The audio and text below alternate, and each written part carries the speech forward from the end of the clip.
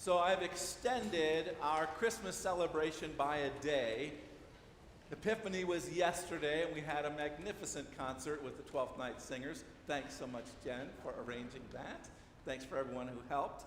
And this is supposed to now be the Sunday after Epiphany, but I didn't want to let go of Epiphany. I wanted one more day to celebrate the Three Kings, to sing these wonderful hymns, which we only get once a year anyway, and to focus on the message of Epiphany, which I think is so vital and so important and so timely for us today. Message of Epiphany, well, there are many messages, of course. We have the wise men who came to pay homage to Jesus, joining that wonderful collection of weirdo characters that show up at the stable. The shepherds, right, who are the untouchables out in the field, they get the message from the angels. The people in Jerusalem didn't get it, but the shepherds out in the field did. And then who are these guys coming from Persia or Africa or who knows where? These magi, these astrologers, these scientists, mystics, who saw something in the sky and said, there's an amazing event happening. And because of their star maps, they believed that everything on earth corresponded to something in the heavens. And so they looked at that quadrant of the sky and they said, that is Judea. And so they came and went to the capital and met King Herod. King Herod, who represents the dark side of Christmas. King Herod, who did not greet the news of the birth of the Messiah with joy and expectation, but instead with dread, with fear, and with violence. 2 days after Christmas, there is a feast day, the slaughter of the holy innocents, because when Herod figured out the date that the star had appeared from the wise men, he sent his soldiers to kill every baby, every male baby born at around that same time, just to make sure that he wiped out this potential threat. We often think that we live in dark times, right? We look at the news and we think things are terrible. Things were so much easier back in the old days. It was much simpler. But the story of Herod reminds us that Jesus was born not into some fantasy world where everything was perfect, but into a world just like ours. A world in which the powers that be were threatened by this message of salvation. A world in which the people of Israel were oppressed by the Roman Empire. A world of fear and violence, just like our world today. And into this world came this miracle, this amazing promise, the birth of Jesus, heralded by the star. And the Magi are a representation that this good news was not just for one tribe, not just for one nation, but it was good news for the entire world. You see, this was a message that was already in the Hebrew Bible, in the scriptures, but had somehow gotten lost. The people of Jesus' time, the religious leaders of Israel, were a lot like people today as well. They saw the good news in terms of what's in it for me, right? All these different groups were vying for power and authority, right? Well, the Pharisees aren't talking to the Sadducees, and the Sadducees aren't talking to the scribes, and nobody wants to deal with the Samaritans, who once were just like the Jews, had the same books of the Bible, but had gotten separated. And of course, the Gentiles were way out of the picture. You didn't eat food with Gentiles, you didn't associate with them, you didn't talk to them. They were untouchable. And yet, here come these Magi. Guess what they are? Gentiles. They are foreigners, but they see the star as good news.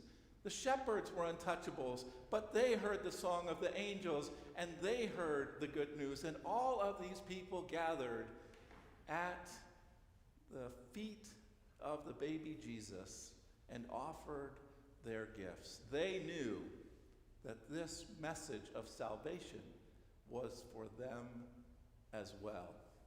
This had been prophesied in the prophet Isaiah that we heard today. Already there was this idea that the chosenness of Israel was not just for them, but it was for the whole world, to be a light to the nations, a light to the Gentiles, that their message that they had received through Moses and all the prophets was good news for all people everywhere.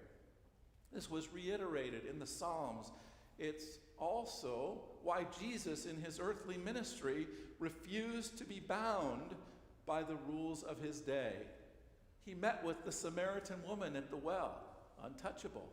Don't talk to her, have nothing to do with her. And he offered her the water of life. He healed the Syrophoenician woman, a Gentile.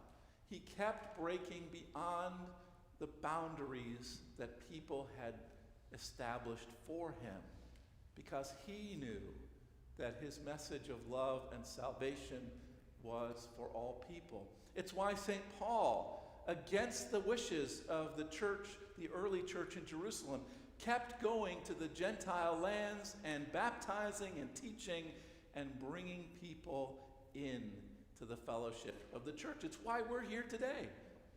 Very few of us were raised Jewish, and yet we know that this message of salvation that came from Israel, from Jesus, is for us.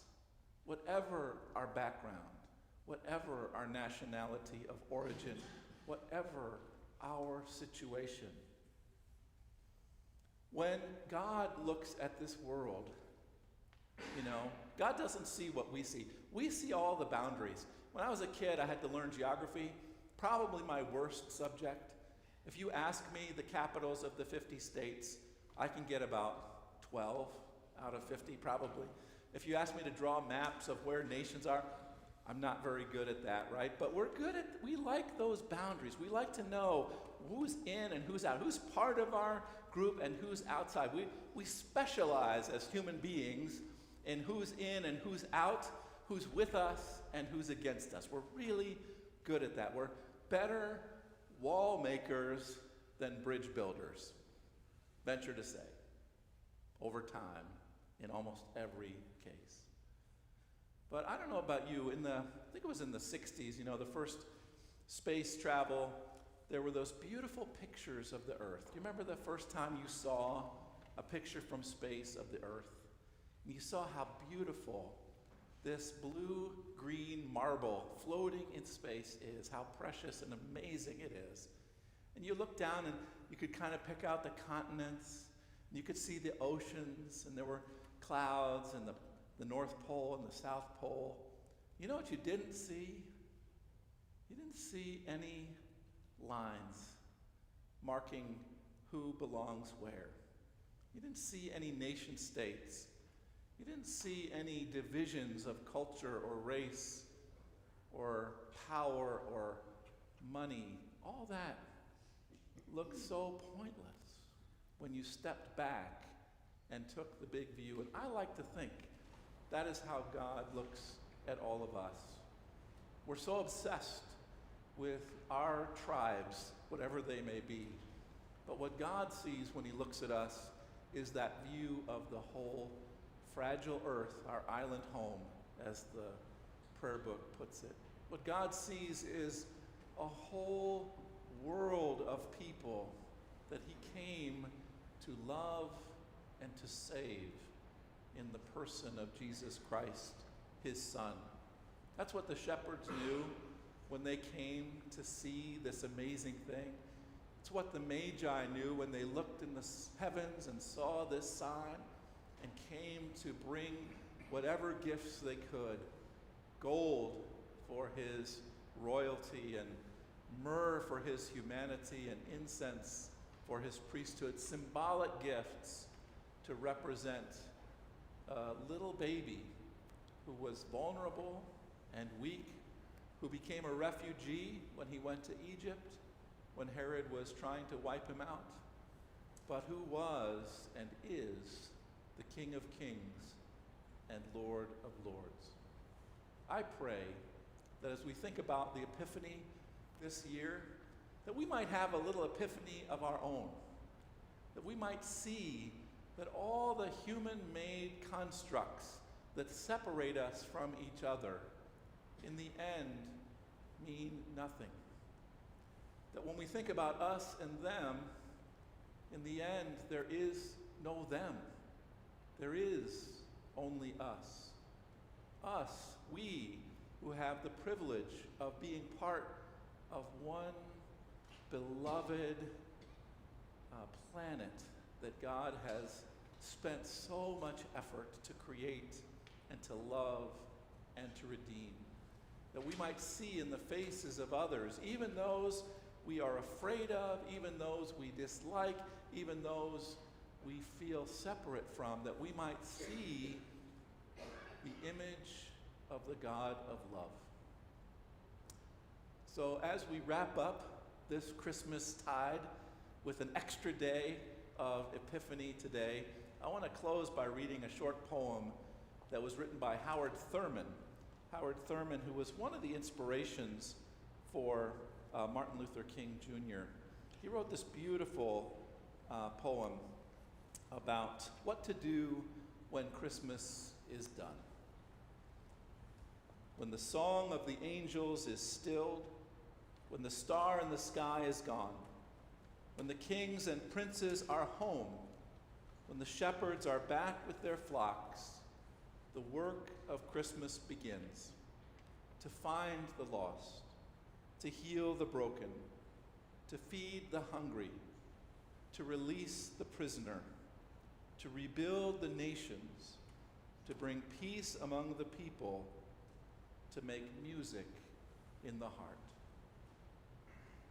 I heard some great music in my heart last night, and I hope that we continue to hear the music of God's love for us and for this whole world.